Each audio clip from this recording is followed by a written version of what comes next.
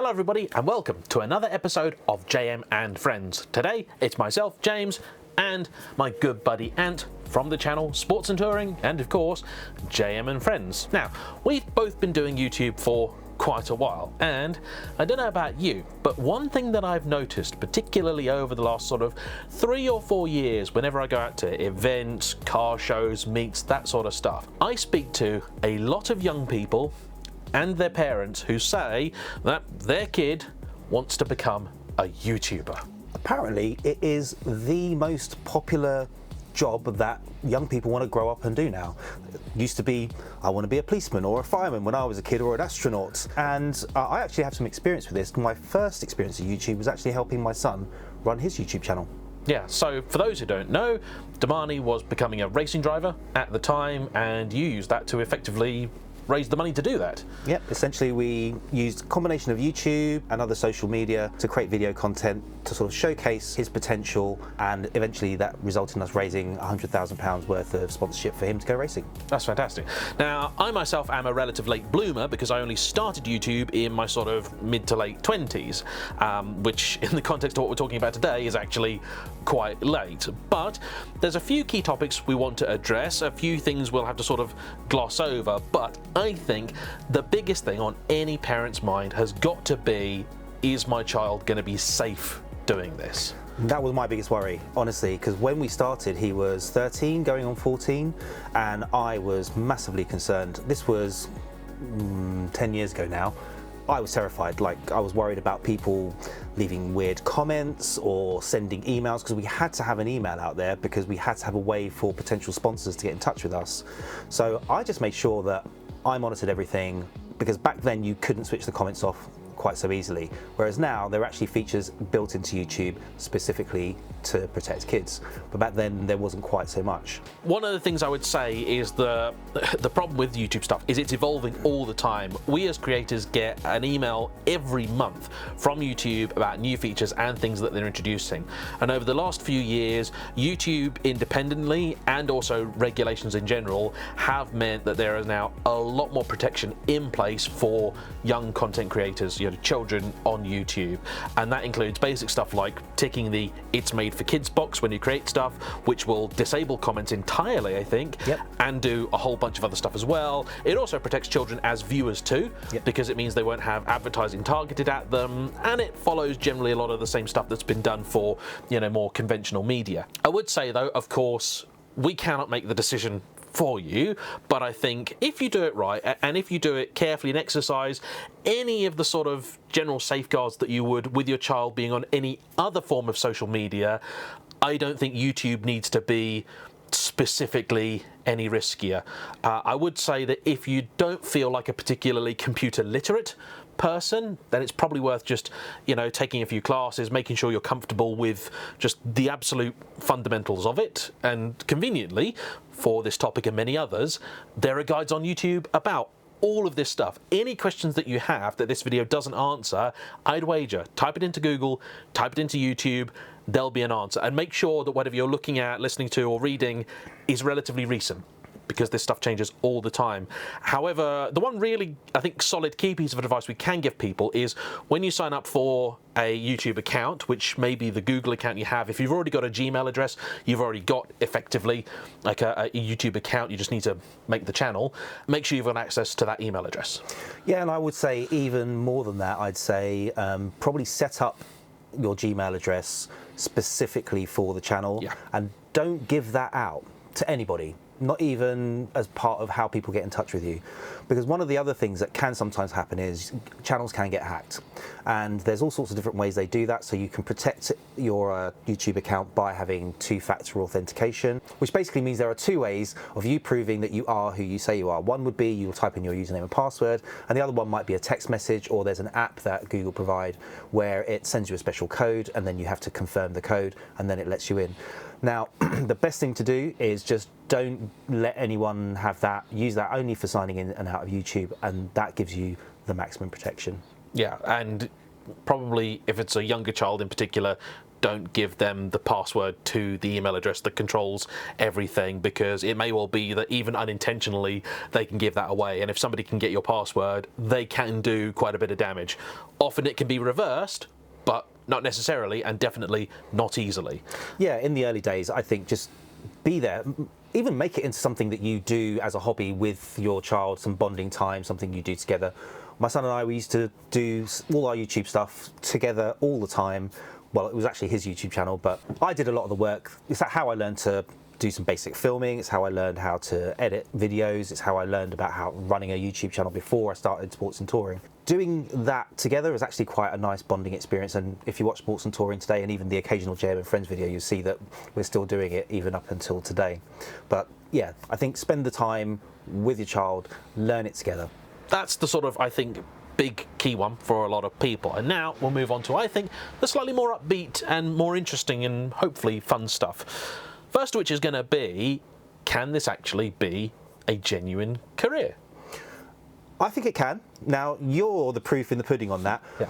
So even though Damani's channel wasn't something that grew into a money-making endeavour on its own, it was a massive contributory factor to us raising the £100,000 worth of sponsorship for a season in racing, which I think even if the way the money's come in is separately to that, I think that still kind of counts as having had a successful YouTube channel in some capacity. And when are we talking about as well? Because this is a few years ago now. Oh yeah, this was it was about 10 years ago. And that's pretty incredible. £100,000 of money raised. Yeah. Like, okay, yeah, it's not money in your bank account, but effectively that let him go racing. That realised his dream. Yeah, that was money ultimately in the racing team's bank account. Yeah.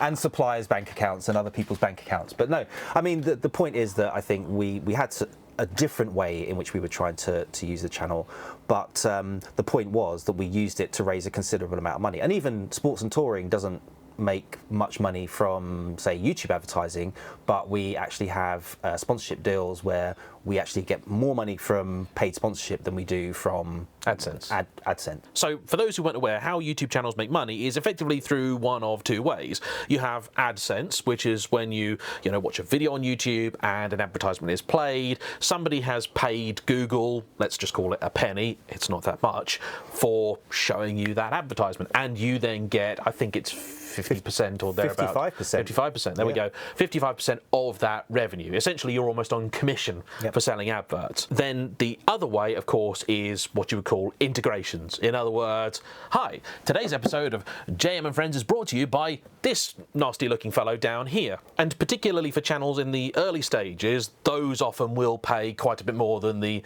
AdSense will. I would say as a general rule of thumb, really, you need to be getting sort of 500,000 views a month or so before you would even consider, I think, YouTube as like a sole money-making endeavour where you could dedicate yourself full-time to it. I obviously was an idiot and just went full-time to begin with, but that was only after having a career beforehand where I could sort of build up my rainy day fund almost, so that I could put the hours into YouTube and do that. Our friend Ben over at Dad Cars has done a similar thing, had a career, built up his nest egg, and is now putting the time into doing YouTube. Other people will build a channel alongside having a regular job, and so particularly for older children, teenagers, those maybe going to further education, I would say, like, yeah, having a job to supplement your YouTube income is definitely a good idea. A lot of people think that subscribers equals money. That's not how it works. Like for like, a channel with more subscribers will earn more money. But if a channel with 1 million subscribers doesn't get any views in a month, it doesn't get any money. So you've still got to put the effort in, and as things grow, you'll find that, say when you're starting out, 100,000 view video is worth X, and then 2 years later, 100,000 view video will be worth more. That's because YouTube essentially considers you worth more because you're more popular. Or more importantly, there are more advertisers bidding for space on your channel, and therefore the price they have to pay to get that particular ad shown increases with it. But I think you made a really important point there, where you saved up your nest egg, and then with that money, you then started doing YouTube. Now, YouTube can be a career, but not a job. It's a business. It takes a long time of making no money, getting very few views in the early days before you actually start to see any kind of money coming in. And I think a lot of people don't appreciate that. But it's not unique to YouTube, it's any business. I started 3 different businesses in my life, and in all of those cases, it was the same thing. I had to have some money that was going to keep my bills being paid for a period of time into the future. And then I would start this business on the basis that I'm not going to make any money for at least 6 months to a year, to 2 years, to 3 years. I need to know that I'm going to be able to stretch that money out as long as it's necessary for this business idea to work. And that's what you did. Yeah, and really important, you had a plan. Yes. So any children out there that have got parents who are self-employed or run their own business, genuinely, most of the principles you'd apply to any business would apply to YouTube. So because from the off, I wanted YouTube to be my career, I didn't just want it to be a hobby, and the two are very different. You know, if your child just wants to do YouTube for a bit of fun, honestly, you can ignore basically everything in part 2, skip to part 3. But if you actually think that you want to be able to say, I am a YouTuber, that's how I pay the bills, yeah, treat it like any other business. So I had a plan, and that involved having the money set aside, having in my head an idea for how long it was going to take to make it a money-making enterprise, knowing that for the first at least year or two, it was going to be a money-losing exercise. Yeah. The other key thing, a USP. So almost certainly your kids watching YouTube and they've got their favourite channels and they're probably going to think, you know what, I want to do what they do. Well, okay, in any other business, you'd be saying, sure, that's great, but you want to make candles? Well, that company over there makes candles. Why would someone buy yours over theirs? In my case, it was Lotus content. So not many people out there were doing Lotus content. The other thing as well, and we'll get onto this a little bit more in point 3, was that at this point in time, so we're talking 2015, 2016, I felt like the technical standard in a lot of YouTube car videos wasn't particularly good. Because I had a filmmaking background, I felt like I would be able to make stuff to a standard at least as good, if not better, than much of the competition out there. So I thought, you know what, this is going to be, you know, something that I can do. I know I've got the skills to do it, and we'll address this more very shortly. But I think the big thing to say to people is, because a lot of the channels that they're going to be watching are going to be big, successful channels, potentially with millions of subscribers, and they may be buying expensive stuff, doing crazy things, going all over the place, and they'll be able to do a video where they go, hey, today we're going to open this box. What's in here? And they get 2 million views. Fact is, you're not going to be able to do that. Not now, not for quite some time. Yeah. You've got to build your channel up to a point where people are going to want to watch anything it is that you make. This video is probably going to get, I'd be happy if this video gets 10,000 views. I'd be very happy. You know, I'd be really, really delighted. So if you are watching and you're enjoying and you haven't subscribed yet, please do. And if you like this video, share it with your friends, because this is ultimately the mechanics of how YouTube works. However, though you're unlikely to become a millionaire overnight, it's like saying you wanted to be a singer. You might not be able to make yourself, you know, Taylor Swift, but you could be one of our backing singers.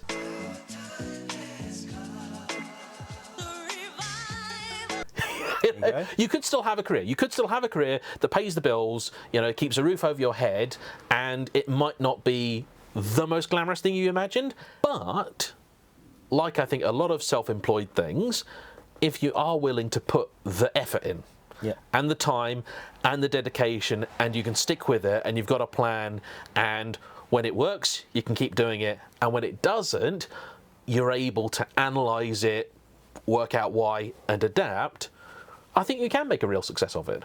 I think also one of the ingredients to making a success of it, based on more of what I've seen, but some of what I've achieved as well, is there are going to be so many times where you're just feeling like giving up. I mean, I've literally given up YouTube at least 10 times in the last year.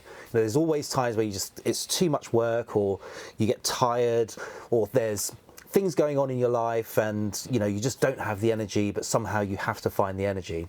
And one of the things that I've learned from everybody that I've spoken to who's been a significant success on YouTube, focus on something you really, really care about, something you could literally talk about all day long. James and I literally can sit here all day long talking about cars and YouTube, and if you weren't here, we'd be doing it anyway. Exactly. Yeah. So we might as well just have the camera on, because we would have this conversation anyway.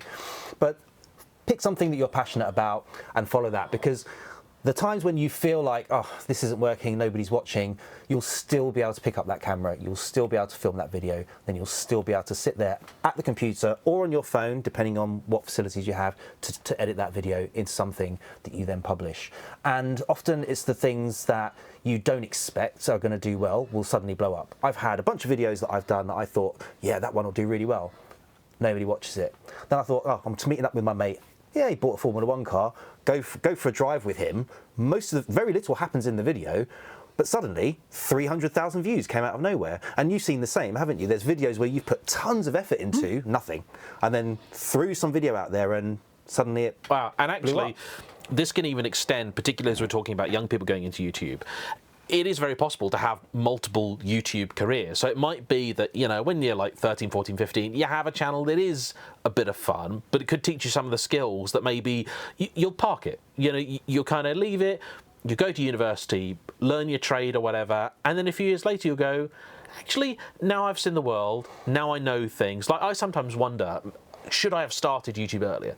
And I think, should I have, you know, I wish maybe it would have actually been easier. I would have made more money. Maybe I could have grown the channel quicker if I'd started 3-4 years sooner than I did. But then actually I think, well, no, that was time in which I learned a lot of valuable skills in terms of my filmmaking craft. As a person, I developed, some may argue in the wrong direction.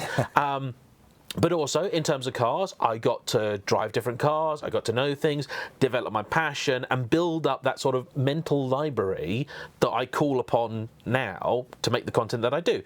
There's other people we know, for example, Daniel Shensmith, so the black belt barrister. He had a career as a barrister. Now he's also a YouTuber, but he couldn't be doing the YouTube that he is without that knowledge that he's gained. You've got Lockpicking Lawyer. Like there's other non-legal YouTube channels are available. They're just the examples that sprung to mind. But there's a whole bunch of people that have an actual day job, and they've managed to actually turn YouTube almost into the bigger thing that they do. My other half watches a channel, and I'm trying to think of the name of it, but they started off as like a sort of rescue center, educating people about reptiles, and they now have a zoo.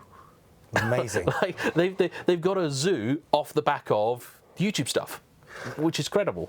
And you've mentioned a key thing there. The time that you spent learning all of these skills and then being able to put that into YouTube. But there's also the time that you spend on YouTube learning new skills. And that is our final piece. Snake discovery. That's it. Snake discovery. No! You're right. Skills! The skills that you learn, man. So, point number 3, you're right. Okay, what do you need? What do you need to have? And what do you need to learn to make YouTube content? Well, first thing that we agreed was really, really important to raise. If your child's bugging you to start a YouTube channel and your concern is that this is going to involve a lot of expensive stuff, because we're looking at about 7 or 8 grand's worth of camera kit, and it's going to be edited on a 10 grand computer with editing software and all this jazz. But the fact is, don't need it. Nope. Don't need it. There's only one thing that you need. One of these, a smartphone. Not a new one. Not even a new one, no. Most smartphones now are way, way overpowered for what most people would ever need. My first videos on YouTube for Damani's channel, and even the first few on Sports and Touring, were just with a mobile phone from, well, back in his day, it was a 10-year-old phone. Yeah, you can make a decent amount of content. A lot of people might have an old, you know, Sony Handycam type affair, you know, an old camcorder. They're really out of fashion now. You can pick them up relatively cheaply. You don't need to shoot in the highest quality, 4K and all that stuff. You don't need to spend masses of money. I mean, you could shoot on a 6-year-old mobile phone and edit on a 6-year-old PC. At the beginning, the limitation is going to be you. Yeah. In fact, you can edit on your phone as well, because these days you've got so much software that's free that you can use on a mobile phone to actually do quite a decent amount of editing. I was playing with something called CapCut the other day, and I was really impressed with what you could do with it. Also, if you've got an iPad, DaVinci Resolve, which is the software that we use, although we use the desktop version, there's a version for that on the iPad as well. So you don't necessarily need a computer. There's a lot you can do on your phone. And in fact, there was a channel that I actually was helping out for a little while. A young man, he was 11 years old at the time. and his mum asked me if I could just help him figure out some of the YouTube stuff, and I kind of made a video with him, sort of took him out for a drive in the R8 and all that stuff. He edited all of his videos on his phone. He filmed it on his phone, edited it on his phone. So there's an awful lot you can do. And if you're speaking to camera, which he generally wasn't, he was filming, you know, the supercars in London type stuff. But if you are filming to your camera, just the audio filters built into the phones now are quite incredible. Like, they get pretty decent audio quality. And if they don't, you can get really inexpensive microphones that can just plug straight into the side of the phone, especially if it's got the old-fashioned jack, which this one doesn't anymore, unfortunately. Phones don't anymore. But if you do, yeah, I've got a little microphone with a sort of wind muff on it that you just plug that into the side of your phone, and literally you could just talk to your phone. Great audio quality. I would say start with a phone, because there's enough to learn about framing your shots, composition, you know, movement. How do you pan? How do you track in your shots? There's enough to learn about editing before you start trying to learn all the different settings on the camera. Even today, like, James was like, oh, well, let's just make sure we set up the white balance to be the same. I'm like, yeah, you do that. I mean, look at this. These are all books. Hang on, Paul Wheeler, isn't that the guy that trained you? Yep. Oh. So these are some of my textbooks. They just happen to be here because I'm currently clearing this out to make it into a more exciting studio for these videos, because people quite like it. You know, back in the day, if you wanted to learn about a lot of this stuff, you had to buy all of these books, and you'd learn and, you know, do courses and things like that. The fact is that just about every skill you need to create YouTube content, you can now learn for free. On YouTube. Yeah. And that's the amazing thing. And half the stuff you would have needed to learn from these books, the phone does most of it, a lot of it for you. Like, if you just want to focus or do a pull focus effect. I'll fight you not to the same, no, not to the same standard. Not to the same standard, don't get me wrong. But in terms of what you would need to do as a young YouTuber, yeah, most of the sort of the actual filming of things, stuff that you need to know, is done automatically on the phone. You don't have to faff around with settings. That's for later. Once you can learn how to make content that people watch, once you can film something in a way that makes sense, that tells a story, that's edited in a way that's engaging and keeps people, you know, retained throughout the video, then you can start thinking, well, what's the one thing that I now need to improve? And for a lot of people, that might then become, right, now I want to improve the image quality. Great, then that's the time to start then learning the camera. But I would always say to everybody, start with what you got and only change one thing at a time. Only start to learn one new thing at a time. If the thing you need to address is audio quality, then learn how to improve the audio quality by trying to get a microphone. Then you might find you have to start playing around with some settings to get the gain correct. And then once you've done that, then think about the next thing you need to learn. And believe me, when you start editing, there's going to be more than enough to learn just editing and storytelling on its own. You'll realise really, really quickly, like anybody that comes to us that hasn't actually started a YouTube channel yet, they always have 100 different questions, and the response from us is generally the same, which is go out there, make your video, because until you've made it, you don't actually know what you don't know. And it's the same for kit. Like, until you've got absolutely everything you can out of your phone, there is no point upgrading to any of these things. No. You know, so if you are in this position where you're very happy to spend money on your child and buying them this, that and the other, that's great, but it's not necessarily going to make them a better filmmaker, a better YouTuber, or anything like that. Experience is the most important thing. You know, I've even said to people, well, look, if you've got an idea of what your channel might be, just film just enough footage to make a trailer, a pretend trailer, not even one you ever plan to necessarily publish, just a pretend trailer. And just trying to put together a 1-minute trailer, you'll be surprised at how many things you have to learn, from how you film it, to how you record the audio, to how you edit it.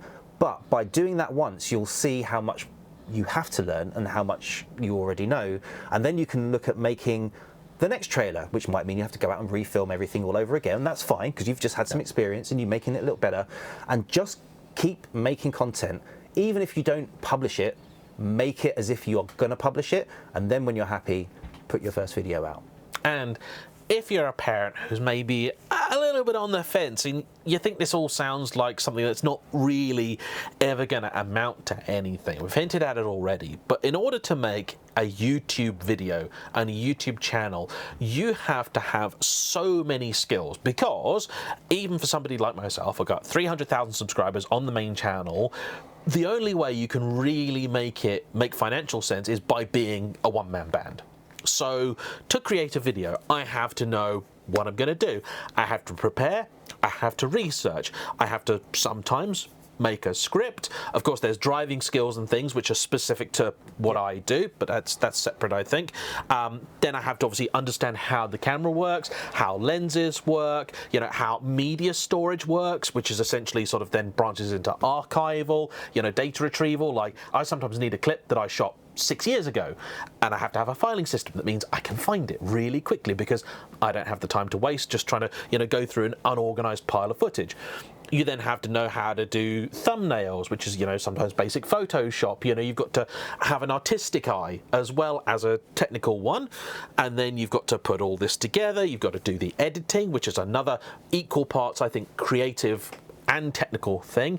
And then for me, you know, with all of this as well, which I think is going to be true for the vast majority of people, you're going to be on camera too, or at least talking, and that is, I think, maybe the most underrated part of the whole thing, because developing that as a skill, you know, presentation, being able to talk to people, talk on camera with confidence, that's invaluable.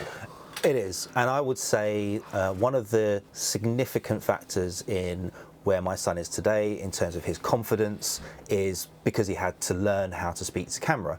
It wasn't just to camera when I was pointing a phone at him, because when he was racing, that was televised. Well, eventually it was televised, so he would sometimes be interviewed with a giant TV camera stuck in his face as well. And I think the person he is today has been positively influenced by that experience, because when he wanted a race, we didn't have the money to do it. We had to find a way to attract the money to do it. So he forced himself to actually stand in front of the camera and make video content. And the first few times were really awkward and a bit kind of like shy, and he was a painfully shy young man. You wouldn't believe it now watching him on any of our videos, but he was a painfully shy young man. But a combination of the racing and always being on camera really pulled his confidence out. He pushed himself through that initial fear and then just got used to it. And eventually you're talking to the camera, and actually right now I genuinely feel like I am talking to you wherever you are right now. I don't feel like awkward or uncomfortable that the camera's in my face. I feel like you're right here. So that only comes with practice, and all of the skills come with practice. It's not that you have to have all these skills to get started. No, you just have to have a willingness to get started and not be afraid of being rubbish at first, because everybody is rubbish at everything at first. And you get better simply by looking at why it was rubbish and making one little thing a little better than last time. And you keep doing that, 100 videos later, I guarantee you, your videos are going to be awesome if you take the time to learn how to improve each video. Don't believe me, any of your favourite YouTube channels, search by oldest first, which they've reintroduced, thankfully, and watch one of their videos from 5, 6, 7, 8, 9, 10 years ago. Like even go back. Or no, don't watch mine. JayEmm on Cars, please don't. And watch his older videos, because you look at. I think it's important that people do that, because even though you came from film school at the time, YouTube was a different thing. So you were still. But I was a cameraman. That's the thing. Yeah, you weren't. You were behind the camera, not in front of the camera. So go back and watch some of James's videos and look at how. I mean, he's like one of the best, in my opinion. Sorry, but one of the best sort of presenters in the car sphere at the moment, not just on YouTube, but on any medium. But if you go back to some of his earlier videos, you could just tell that he was not comfortable. He was kind of trying to figure out what he was doing and why he was doing it. And then you look at how he is now, and you know, you are basically TV grade presenter. I would actually say, if there's one thing you were actually going to spend money on in the early days, if you want one skill that you want to pay to learn, it's the presentation thing. So actually take acting lessons. I give this advice to a lot of YouTubers, not just young ones.